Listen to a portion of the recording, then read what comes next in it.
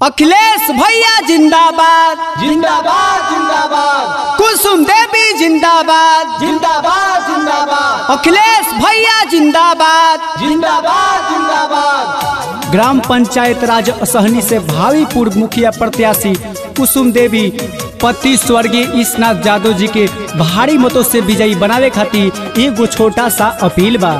आप सबसे गुहार बा कि अपन बहुमूल्य वोट दे करके कुसुम देवी के भारी मतों से विजयी बनाई।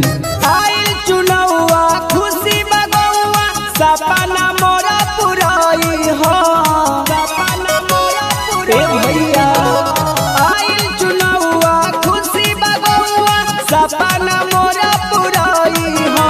भुलई हो जनिए चाची हो। भुलई हो जनिए चाचा कुसुम देवी के जीतई हो। ग्राम पंचायत सहनी से मुखिया बनई हो। ए माई, ए चाची, ए बहिन, हई घर घर के प्रत्याशी बाड़ी कुसुम देवी। तब की बार यहाँ के भारी मतों से विजयी बनावे के बा और असहनी के नाम रोशन करे के बा, इहे के जितावे के बा। घरे घरे हथवा जोड़ी जई है भोटवा मांगे। करी है विकास भैया रही है सबसे आगे। सपना मोरा पुराई हो। घरे घरे हथवा जोड़ी जई है भोटवा मांगे। करी है विकास भैया रही है सबसे आगे। सबका के तू बताई हो। भुलई हो जनिए चाची हो।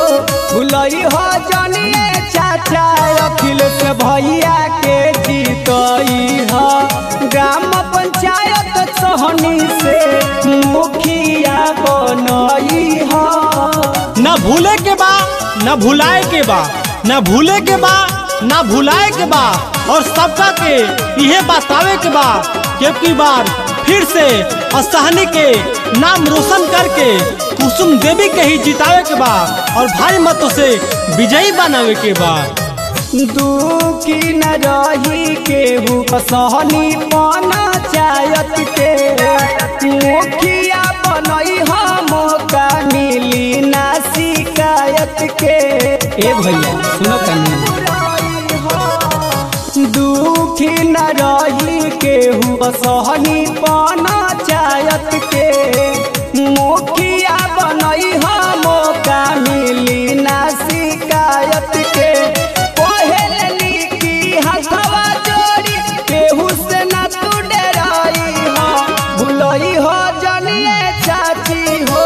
भुलई हो जनिए चाचा कुसुम देवी के जीतई हो।